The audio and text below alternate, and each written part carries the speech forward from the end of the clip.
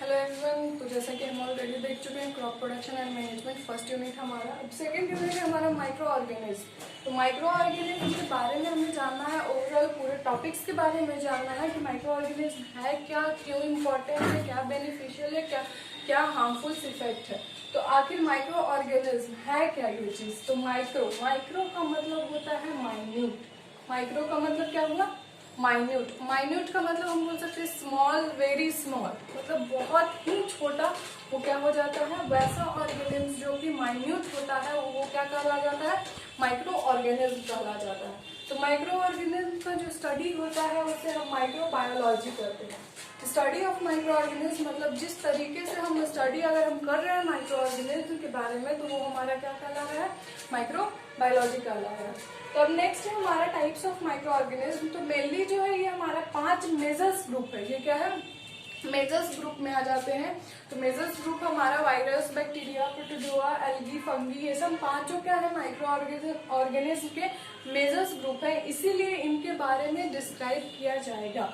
फिर नेक्स्ट है हमारा क्या, माइक्रो ऑर्गेनिज्म को हम कब देखा गया था, 1677 में देखा गया था। वो भी एक सिंपल माइक्रोस्कोप के द्वारा। वो किनके द्वारा वो माइक्रोस्कोप डेवलप किया गया था, एंटन लियनहॉफ के द्वारा वो माइक्रोस्कोप डेवलप किया गया था। और वो कब उस माइक्रोस्कोप के द्वारा देखा गया था, माइक्रोस्कोप वो 1677 में देखा गया था। अब नेक्स्ट बात करते हैं हम हैबिटेट की। तो ऑर्गेनिज्म का जो हैबिटेट है वो ओवरऑल सारी जगह प्रेजेंट है। मतलब चाहे वो हमारे एयर हो, वाटर हो, सॉइल हो, यहाँ तक कि हमारे क्लोथ्स पे, स्किन पे, जो इन्वायरमेंट में, हर एक जगह पे। ये अगर बोर्ड है तो यहाँ पे भी क्या है, माइक्रो ऑर्गेनिज्म प्रेजेंट है। तो अगर हैबिटेट की बात की जाए तो वो सारे जगह मौजूद है। यहाँ तक कि वो एक्सट्रीम कोल्ड कंडीशन में भी मौजूद है और एक्सट्रीम हॉट कंडीशन में भी मौजूद रहते हैं। उनके हैबिटेट होते हैं, वो अलग अलग ही क्यों ना हो, लेकिन वहाँ पे माइक्रो ऑर्गेनिज्म प्रेजेंट रहते हैं। तो नेक्स्ट बात करते हैं माइक्रो ऑर्गेनिज्म भी। कुछ ऐसे माइक्रो ऑर्गेनिज्म होते हैं जो स्पेसिफिक फीचर्स को अपने में रखते हैं, मतलब स्पेसिफिक तरह के हैबिटेट में रहते हैं। उस तरह के माइक्रो ऑर्गेनिज्म को थोड़ा अलग क्लासिफाई किया गया है। जैसे फर्स्ट है हमारा पैरासाइट। तो पैरासाइट वैसा ऑर्गेनिज्म, माइक्रो ऑर्गेनिज्म होता है जो होस्ट बॉडी पे ही प्रेजेंट होता है। मतलब किसी स्पेशल टाइप के बॉडी में, उसी के बॉडी में जाके फिर वो डेवलप करेगा, अपने आप को ग्रो करेगा, फिर रिप्रोड्यूस करेगा। तो उस तरीके का जो माइक्रो ऑर्गेनिज्म है, जैसे प्लाज्मोडियम क्या करेगा, वो किसी भी होस्ट बॉडी में जाएगा। होस्ट बॉडी में जाने के बाद वो क्या करेगा, अपने आप को डेवलप करेगा। उसके बाद उसी में वो क्या कर जाता है, फिर डेवलप करके फिर नेक्स्ट जनरेशन प्रोड्यूस कर देगा। तो उस तरीके का माइक्रो ऑर्गेनिज्म पैरासाइट्स में आ जाता है। उस तरीके में हम क्या बोलते हैं, पैरासाइटिक बोलते हैं। फिर नेक्स्ट हमारा आ जाता है सिम्बायंट्स। सिम्बायंट्स क्या होता है, एक दूसरे पे म्यूचुअली क्या रहते हैं, बेनिफिशियली रहते हैं। मतलब अगर दो माइक्रो ऑर्गेनिज्म एक दूसरे में है, एक दूसरे पे डिपेंड है, मतलब मुझे कुछ बेनिफिट हो रहा है किसी से और उसको हमसे कुछ बेनिफिट हो रहा है, तो वो क्या में आ जाता है, उस तरीके का जो डिपेंडेंसी होता है वो क्या कहलाता है, सिम्बायंट्स कहलाता है। उस दोनों तरह के ऑर्गेनिज्म को हम क्या बोल सकते हैं, सिम्बायंट्स बोल सकते हैं, वो दोनों माइक्रो ऑर्गेनिज्म को। फिर नेक्स्ट आता है हमारा सैप्रोफाइट्स। तो सैप्रोफाइट्स उस तरीके का माइक्रो ऑर्गेनिज्म है जो स्पेशली डेड और डिकेइंग मैटर्स पे पाया जा रहा हो। मैटर्स का मतलब हो सकता है या तो बॉडी, किसी जानवर का बॉडी हो, ह्यूमन का बॉडी हो, प्लांट्स हो, किसी भी तरह का जो डेड और डिकेइंग एलिमेंट्स होते हैं, डेड और डिकेइंग मैटर्स होते हैं, उस पर जो माइक्रो ऑर्गेनिज्म पाए जाते हैं, उस तरीके के माइक्रो ऑर्गेनिज्म को सैप्रोफाइट्स बोला जाता है। अब नेक्स्ट बात करते हैं हम कैरेक्टरिस्टिक्स की। माइक्रो ऑर्गेनिज्म के कैरेक्टरिस्टिक्स की बात की जाए तो मेनली मोस्टली ज्यादातर 3 देखे जाते हैं। फर्स्ट है हमारा वेरी इन साइज। ये साइज में क्या करते हैं, वेरी करते हैं। वेरी का मतलब क्या, वो डिफरेंट इन साइज में रहते हैं। कोई माइक्रो ऑर्गेनिज्म बड़ा रहा, कोई माइक्रो ऑर्गेनिज्म छोटा रहा, सारे माइक्रोन्स में ही होते हैं। अगर इसके साइज के बारे में जानना है तो सारा माइक्रो ऑर्गेनिज्म का जो साइज होता है वो माइक्रोन्स में ही रहते हैं। तो माइक्रोन्स जो है हमारा उसी में रहते हैं, कोई बड़े साइज में, कोई छोटे साइज में रहते हैं। अब नेक्स्ट आता है विजिबल और इनविजिबल की बात। तो हम अपने नेक्ड आई से किसे विजिबल कर सकते हैं और किसे विजिबल नहीं कर सकते हैं। तो विजिबल उस तरीके के ऑर्गेनिज्म को कर सकते हैं, माइक्रो ऑर्गेनिज्म को, जो मल्टी सेलुलर हो। जो कौन सा हो, मल्टी सेलुलर। तो मल्टी सेलुलर में हमारा एक आ जाता है फंगी का, आ जाता है कौन सा, मशरूम। मशरूम तो सभी ने देखा ही है, तो वो मशरूम जो है हमारा वो क्या हो जाता है, मल्टी सेलुलर में आ जाता है। फिर एल्गी का भी एक दो ऐसे एग्जांपल्स हैं जो एल्गी भी विजिबल होते हैं, मल्टी सेलुलर में आ जाते हैं। तो नेक्स्ट है हमारा इनविजिबल। तो इनविजिबल क्या होता है, नेक्ड आइज के थ्रू। इनविजिबल वैसा ऑर्गेनिज्म जो यूनिसेलुलर हो, उस तरीके का ऑर्गेनिज्म को इनविजिबल में रखा गया है। तो इनविजिबल का मतलब दिखेगा लेकिन माइक्रोस्कोप से दिखेगा, हमारे नेक्ड आइज से वो नहीं दिखेगा। तो नेक्स्ट आता है, अगर रिप्रोडक्शन की बात की जाए, मोड ऑफ रिप्रोडक्शन, तो हमारा जो कैरेक्टरिस्टिक्स है वो एक रिप्रोडक्शन की बात भी आती है। तो रिप्रोडक्शन में ये दोनों तरह के रिप्रोडक्शन को अकर करते हैं, एसेक्सुअल भी करते हैं और सेक्सुअली भी करते हैं। एसेक्सुअली का मतलब क्या होता है कि वो एक पेरेंट्स उसमें इन्वॉल्व रहेंगे। एक पेरेंट्स का मतलब क्या हुआ कि एक ही बॉडी से वो टूट कर या फिर किसी भी तरह के एक्टिविटी, एक्सटर्नल एक्टिविटीज करके वो क्या करेंगे, अपने आप को ग्रो करने का काम करेंगे। तो वो क्या हो जाता है, एसेक्सुअली। एसेक्सुअली में बैक्टीरिया जितने हैं वो सारे एसेक्सुअली मोड ऑफ रिप्रोडक्शन करते हैं।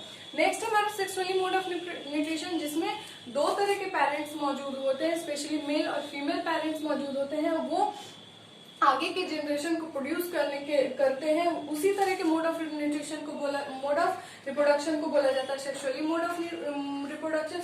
इसका एग्जांपल होता है हमारा प्लाज्मोडियम। प्लाज्मोडियम जो है वो क्या करता है, सेक्सुअली मोड ऑफ रिप्रोडक्शन को अकर करता है। फिर नेक्स्ट टॉपिक है हमारा जो मेजर्स ग्रुप है हमारे माइक्रो ऑर्गेनिज्म के, उसे 1 by 1 हम पढ़ेंगे। तो फर्स्ट इसमें हम पढ़ेंगे बैक्टीरिया के बारे में।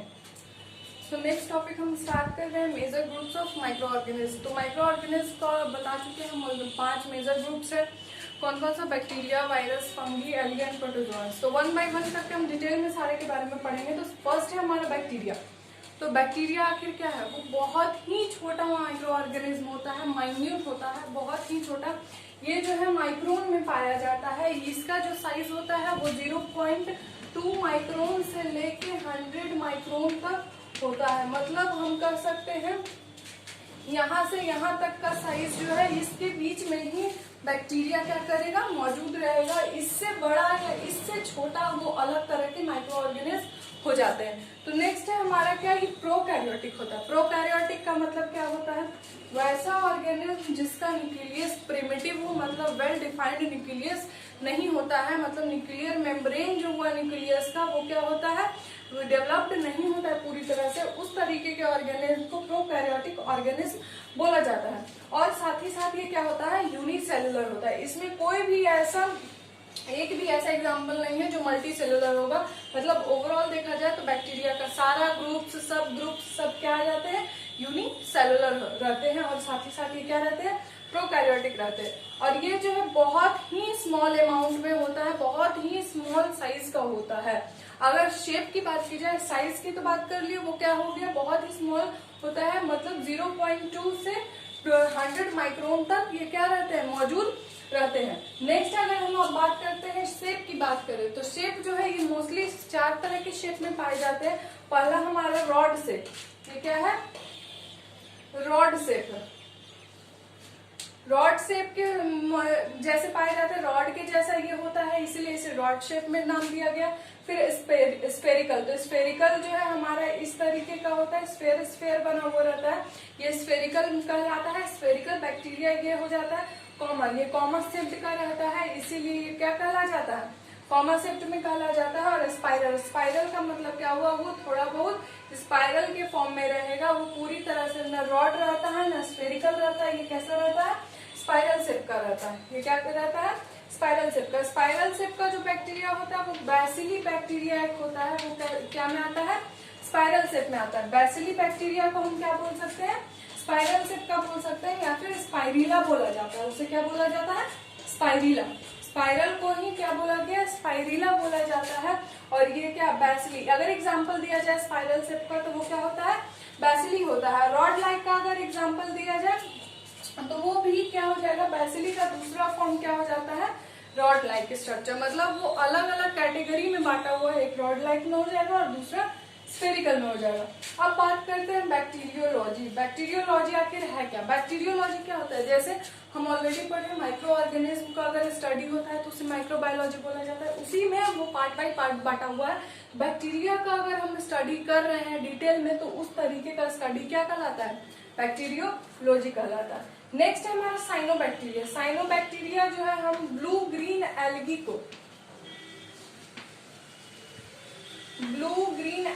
को ही हम साइनोबैक्टीरिया बोलते हैं। साइनोबैक्टीरिया का दूसरा नाम क्या है? Blue green algae.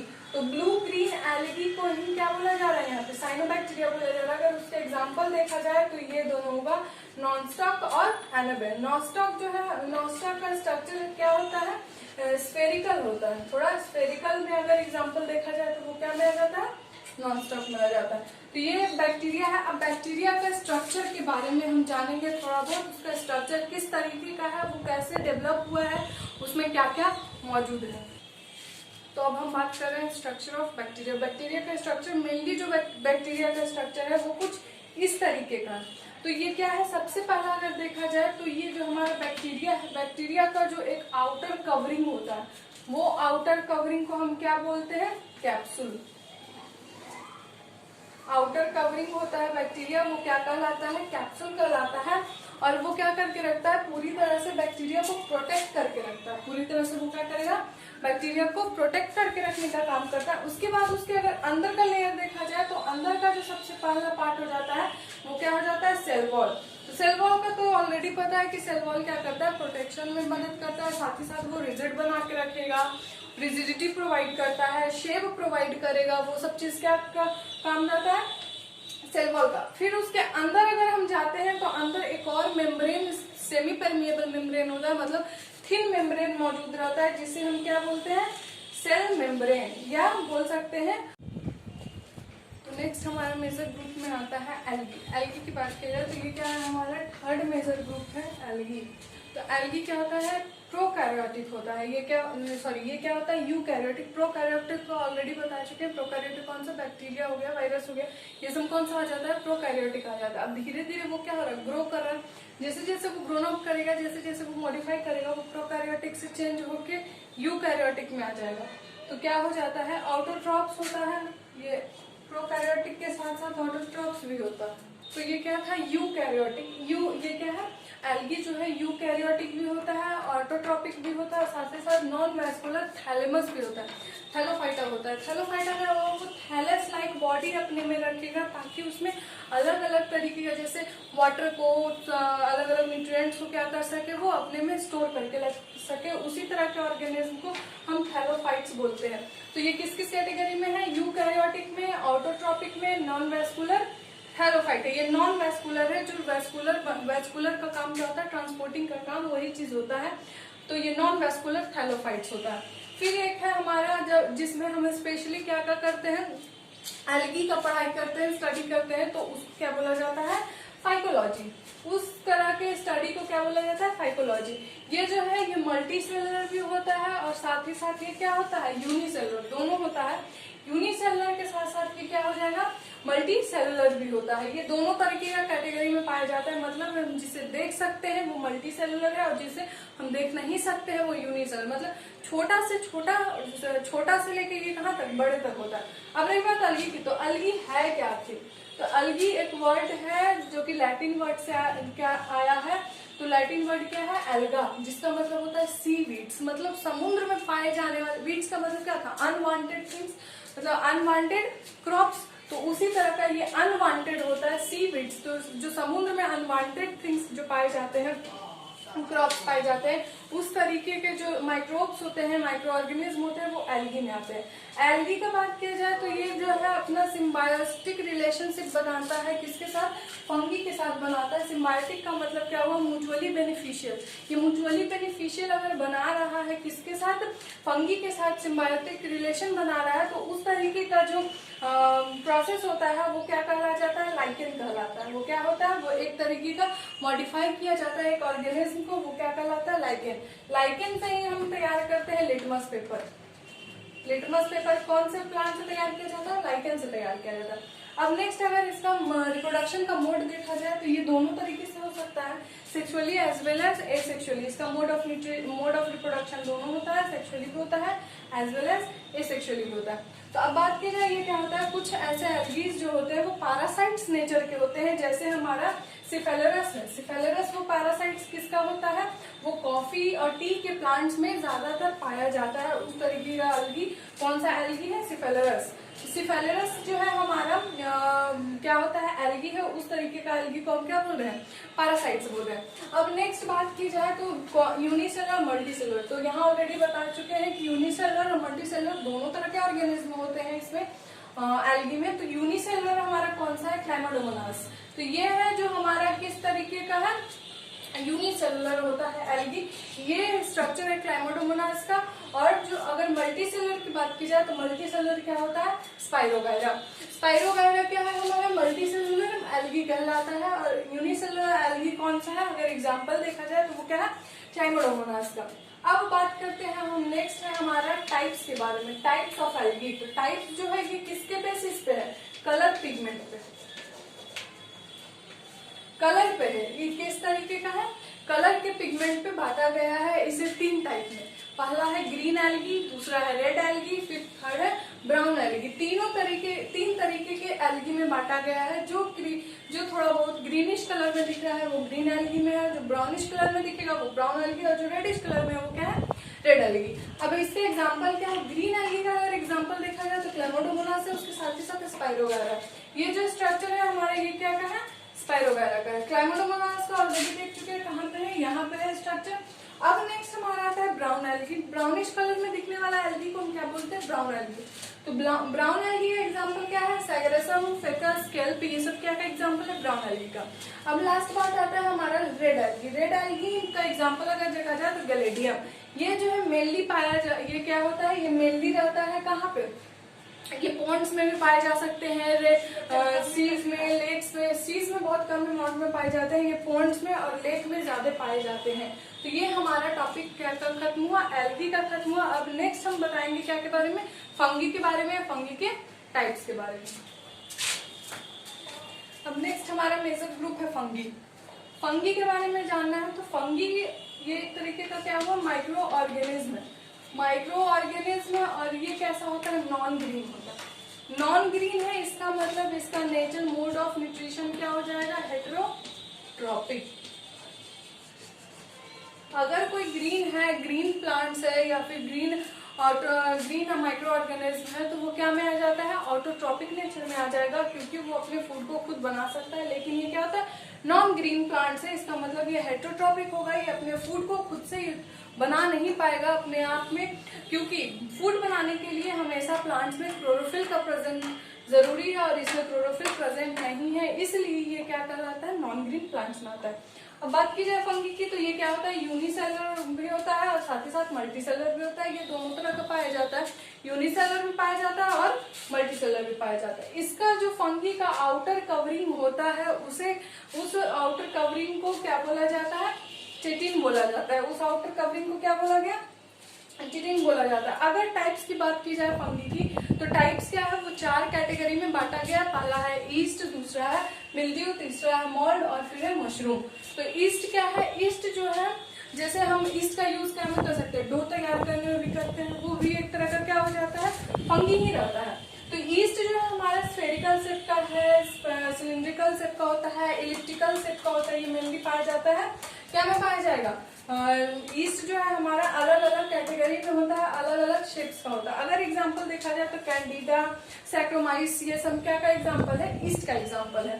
फिर नेक्स्ट है हमारा मिल्ड्यू। तो मिल्ड्यू कैसा नेचर का होता है, पैरासिटिक नेचर का होता है। पैरासिटिक को भी किस तरीके में कहाँ पाया जाएगा, पोटैटोज पे, ग्रेप्स पे, ये सब पे ही पैरासिटिक नेचर अपना ये दिखाएगा। फिर नेक्स्ट है हमारा आता है मोल्ड। मोल्ड जो है हमारा तीसरा टाइप है क्या का, फंगी का। ये जो है मल्टी सेलुलर होता है, मल्टी सेलुलर ये तैयार होता है फंगी। यहाँ दोनों जो है फिर यहाँ से क्या तैयार होने लगा, मल्टी सेलुलर तैयार होने लगा। तो मल्टी सेलुलर है, इसमें क्या आ जाएगा, इसका एग्जाम्पल पेनिसिलियम, एस्परजिलस, ये सब एग्जांपल क्या क्या है मोल्ड्स का। ये सब जो पेनिसिलियम, एस्परजिलस, ये सब क्या में यूज किया जाता है, मेडिसिन को बनाने में क्या किया जाता है, यूज किया जाता है। तो ये सब तरह का फंगी जो है हमारा क्या हो जाता है, यूजफुल फंगी हो जाता है। फिर नेक्स्ट है हमारा मशरूम। मशरूम जो है हमारा क्या हो जाता है, अलग तरीके का, मीन्स फोर्थ टाइप है क्या का, फंगी का। तो ये कैसा, इसका शेप क्या होता है, अम्ब्रेला शेप का होता है। अम्ब्रेला शेप का अब बात की जाए मशरूम, तो दो तरीके का मशरूम होगा, एक एडिबल होगा और दूसरा हार्मफुल होगा। मतलब एक पॉइजनस होता है तो दूसरा एडिबल होता है। तो एडिबल जो हमारा मशरूम है वो क्या कहलाता है, गैरिकस कहलाता है। मशरूम बोले या फंगी बोले, जो भी बोले, एडिबल फंगी या फिर एडिबल मशरूम जो है वो क्या है हमारा, एगेरिकस। और पॉइजनस क्या है, अमेनिटा। अमेनिटा जो है अगर कोई भी खा लेगा या फिर उसको एडिबल के रूप में यूज करेगा तो वो क्या लास्ट में क्या हो जाएगा, डेथ का होता है, डेथ हो जाता है उसका।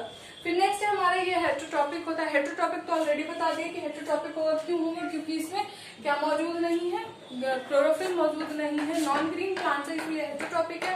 फिर यहाँ पे कुछ ऐसे फंगीज हैं जो पैरासिटिक नेचर के हैं, तो वो क्या हो रहा है, पैरासाइट्स भी है, वो क्या है, पैरासिटिक नेचर का भी। और जो हमारा मशरूम है वो सेप्रोफाइट्स होगा, क्योंकि वो डेड और डिकेइंग मैटर्स पे ज्यादा क्या करते हैं, उगते हैं, डेड और डिकेइंग मैटर्स पे, इसीलिए ये कैसा नेचर का होगा, सेप्रोफाइटिक नेचर का होगा। अब लास्ट है हमारा ये जो है रिप्रोडक्शन किस तरीके का मोड करेगा, सेक्सुअली भी करेगा एज वेल एज एसेक्सुअली भी, मतलब सेक्सुअली भी रिप्रोड्यूस करेगा और एसेक्सुअली भी करेगा। एक मोस्टली जो है एक हमारा एग्जांपल है राइजोपस। तो राइजोपस जो है जो एसेक्सुअली मोड ऑफ रिप्रोडक्शन करता है, वो कौन सा रिप्रोडक्शन होता है, स्पोर फॉर्मेशन के जैसे ही वो क्या करेगा, अपने आप को स्पोर का फॉर्म करके स्पोर फॉर्मेशन के थ्रू अपने ग्रोथ को बढ़ाता है, अपने डेवलपमेंट को बढ़ाता है। अब जिसमें स्टडी किया जाएगा फंगी के बारे में वो क्या कहलाता है, कौन सा study of fungi is called mycology. तो ओवरऑल ये देखा जाए तो ये पूरा फंगी खत्म हुआ। अब इसके बाद नेक्स्ट है हमारा कौन सा, प्रोटोजोआ। ऑलरेडी 4 बता चुके हैं, अब लास्ट है हमारा फिफ्थ है मेजर्स ग्रुप में हमारा आ जाता है प्रोटोजोआ। तो नेक्स्ट है हमारा फिफ्थ और मेजर, इस माइक्रो ऑर्गेनिज्म का जो मेजर ग्रुप है उसका फिफ्थ और लास्ट है हमारा प्रोटोजोआ। तो प्रोटोजोआ क्या है, ये एक तरीके का ऑर्गेनिज्म है जिसे हम लिटरली क्या बोलते हैं, फर्स्ट एनिमल बोलते हैं। फर्स्ट एनिमल क्यों बोला जाता है, क्योंकि ये क्या होता है, ये शुरुआती कोई भी चीज ये क्या करेगा, शुरुआती दौर से शुरू करता है, इसीलिए इसे फर्स्ट एनिमल बोला जाता है। और ये सबसे शुरू में ही पाया जाता है, सबसे फर्स्टली यही पाया जाता था। पर नेक्स्ट है हमारा, इसका अगर साइज देखा जाए तो 2 to 200 माइक्रोन्स के बराबर होता है इसका साइज। अब नेक्स्ट है क्या हो जाता है कि ये सिंगल पीस साइटोप्लाज्म, मतलब एक ही साइटोप्लाज्म, वो भी किसके साथ, न्यूक्लियस के साथ रखेगा।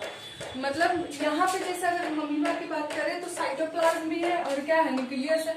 एक ही पूरे होल बॉडी में जो न्यूक्लियस जो हमारा साइटोप्लाज्म प्रेजेंट है वो किसके साथ प्रेजेंट है, हमारा न्यूक्लियस के साथ प्रेजेंट है। तो वही अपनी बॉडी को वो क्या करता है, सिंगल पीस साइटोप्लाज्म रखता है, वो भी एक न्यूक्लियस के साथ रखता है। जिस ब्रांच में हम क्या करते हैं साइंस का, वैसा ब्रांच जिसमें प्रोटोजोआ के बारे में पढ़ते हैं वो क्या कहलाता है, प्रोटोजूलॉजी कहलाता है। अब नेक्स्ट बात करें तो हार्मफुल जो प्रोटोजोआन्स है वो कौन कौन से है, इंटरमीबा हिस्टोलिटिका होता है, एक्ट्रिपेनोसोमा होता है, प्लाज्मोडियम होता है, ये सब कौन से हैं, हार्मफुल प्रोटोजोआन्स कहलाते हैं। अब इसका मोड ऑफ न्यूट्रिशन देखा जाए तो ये 3 तरीके के होते हैं, एक होता है मिक्सोट्रॉपिक, फिर दूसरा है हेट्रोट्रॉपिक और तीसरा है पैरासिटिक। तो मिक्सोट्रॉपिक आखिर क्या है, वैसा न्यूट्रिशन जो क्या हो, मिक्स हो, मिक्स मतलब आउटोट्रॉपिक के नेचर का भी हो और हेट्रोट्रॉपिक नेचर का भी हो, वो मिक्स करके उस नेचर को अपने आप में ले रहा है, उस तरीके का वो क्या कहलाता है, मिक्सोट्रॉपिक कहलाता था। मिक्सोट्रॉपिक का एग्जांपल क्या है, इग्लिना है। अब नेक्स्ट है हमारा heterotrophic. Heterotrophic mode of nutrition तो ऑलरेडी जानते हैं, वैसा मोड ऑफ न्यूट्रिशन जो दूसरे पे डिपेंड रहे उस तरीके के मोड ऑफ न्यूट्रिशन को क्या बोला जाता है, हेट्रोट्रॉपिक मोड ऑफ न्यूट्रिशन। तो हेट्रोट्रॉपिक मोड ऑफ न्यूट्रिशन का एग्जाम्पल क्या है, अमीबा। फिर नेक्स्ट हमारा पैरासाइट्स। तो पैरासिटिक मोड ऑफ न्यूट्रिशन जो है हमारा, वो पैरासिटिक क्या होता है, किसी होस्ट बॉडी पे प्रेजेंट होके उससे ही वो क्या करे, यूटिलाइज करे सारे न्यूट्रिएंट्स को, वो क्या कहलाता है, पैरासाइट्स कहलाता है। उसका एग्जाम्पल क्या हो जाएगा, प्लाज्मोडियम हो जाता है। अब इसके रिप्रोडक्शन की बात की जाए, मोड ऑफ रिप्रोडक्शन, तो ये एसेक्सुअली दोनों करता है। जो हर एक माइक्रो ऑर्गेनिज्म में देखा गया है कि ये ज्यादातर माइक्रो ऑर्गेनिज्म सेक्सुअली एसेक्सुअली दोनों तरीके से अपने आप को रिप्रोड्यूस करने का काम करता है। जैसे यहाँ पे है एक अमीबा, अमीबा भी एसेक्सुअली जो करेगा वो क्या करता है, बाइनरी फिजन। बाइनरी फिजन एक हमारा क्या होता है, बाइनरी फिजन के थ्रू वो क्या करेगा, काम अपना रिप्रोड्यूस करने का काम करता है। बाकी का जो अगला बचा बहुत सारे फीचर्स बाकी है अभी, मतलब बहुत सारे टॉपिक्स, 2-3 टॉपिक्स काउजेस बाकी हैं। एनिमल्स में माइक्रो ऑर्गेनिज्म किस किस तरीके के होते हैं, मतलब किस किस और भी तरीके से कौन से माइक्रो ऑर्गेनिज्म के कारण कौन से डिजीज होते हैं, उस तरीके की चीज हम नेक्स्ट टॉपिक में बताएंगे।